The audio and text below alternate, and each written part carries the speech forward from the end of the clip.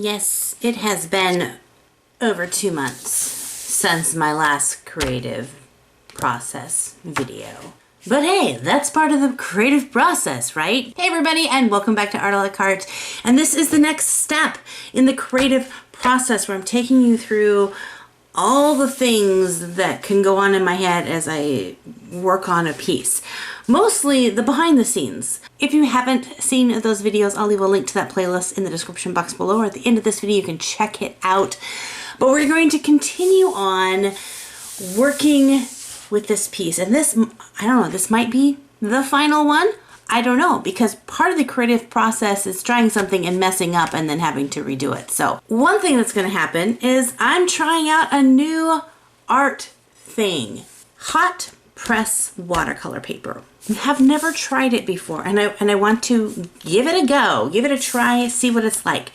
Now you might be asking yourself, what is hot press watercolor paper? This is the paper that I normally use, whether it's this brand or not. I use cold press, and it's probably the most common kind of watercolor paper. It has a texture to it. This paper is hot press, which means when I feel it, it's a very smooth finish. The paper is still really, really thick, but I don't know what's gonna happen. All right, there's nothing left to do but to jump in and try out this new paper. While I'm setting up my workspace, I want to give a shout out to the sponsor of today's video, which is Skillshare. And I am so thankful to work with them again. In fact, when I'm trying to figure out new techniques or how to do arty things that I'm not exactly certain, a lot of times I will find just the right video over on Skillshare. Because they have over 25,000 classes, there's a lot to choose from. And again, these aren't just limited to art-based classes. Skillshare has classes in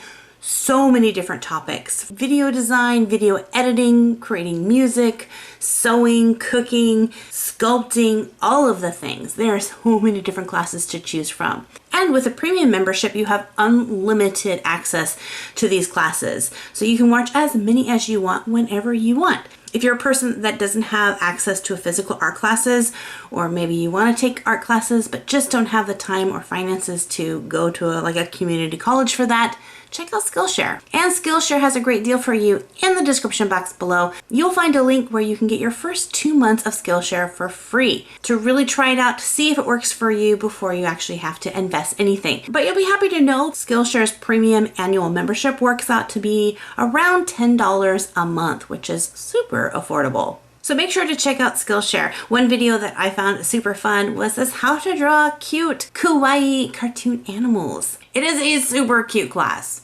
Check it out. All right, I think I'm set up for at least the sketching part. So a quick review, I'm doing this really cool, intricate lock and key picture. I'm just gonna work on one today. I'm gonna start with a lock. So there will definitely be a second video to the series. But I'm gonna go ahead and take my thumbnail sketch and translate that onto my hot press watercolor paper. So the hardest part for me on this one is to get the symmetry correct. So I'm going to do a trick, and that's going to be to take a piece of paper. I'm going to fold this paper in half and then draw out the basic shape that I want on this paper for the lock.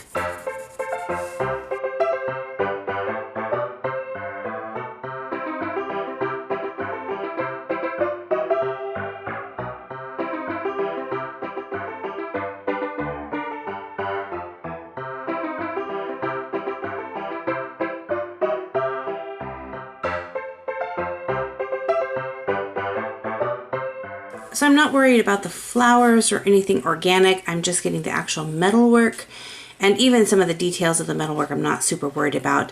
Just basically any of the outline where I need things to be the same in the same distance. So then I'm gonna take some scissors and cut around the inside and the outside, and then when I unfold it, it should make a good template to work with.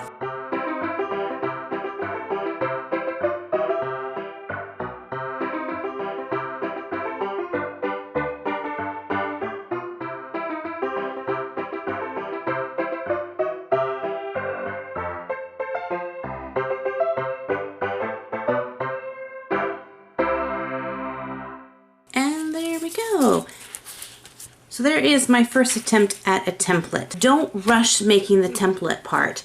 If you don't like it, try and make another one. You don't have to use fancy paper. As you can see, I just used some scratch paper. So keep working at it until you get the template that you want. I would recommend to use a little paper that's a little bit heavier. This is a little bit thin. It'll make it easier to trace around without it kind of moving around as much. But this is what I had on hand. So I'm gonna see how well I like this on my board.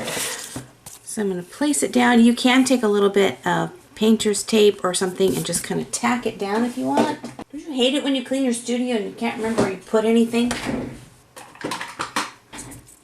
Alright, so I have some little washi tape here that's not super sticky. You just want to make sure that it doesn't leave a residue. So we're going to hope this doesn't leave a residue. I'm just going to put a little tape right there. Make sure that's even, and then I'm very lightly just going to go around my template.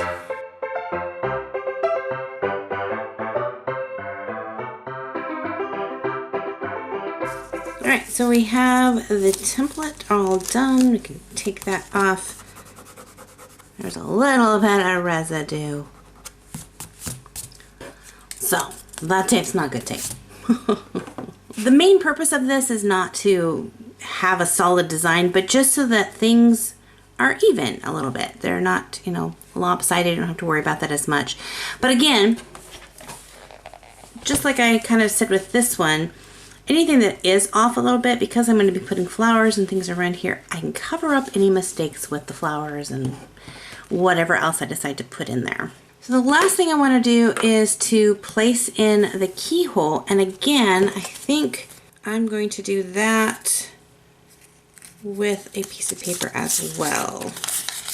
Let's just splurge and go with a whole new piece of paper. So what I'm going to do is take and draw out the same shape. So I'm going to make it a little bit bigger than what I want. That way I can cut it to be smaller if need be. There's my keyhole shape. It's a little bit tall, so I'm going to cut it down. There, I definitely like that shape much better. I'm just going to hold it and trace around. That might be a bad idea, but it's not as intricate as the first shape.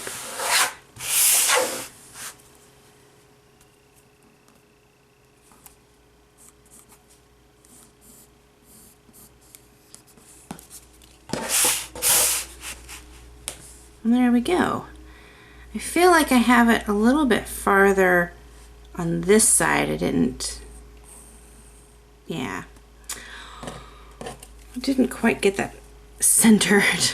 That's why we draw lightly, people. And there we have our base outline. Everything is fairly symmetrical. I need to add a little bit of detail down here, but I wasn't quite sure what I wanted to do down here. I think we're just going to put a big rose, but it's not going to be symmetrical, so I don't need to worry about that too much. So now what I'm going to do is to finish up the detailed sketch and add everything in there. Again, remembering to draw as lightly as possible so that I can erase if need be. While the technique of cutting out your design or pattern or shape with paper isn't 100% perfect, it'll still take a little eyeballing for the smaller details.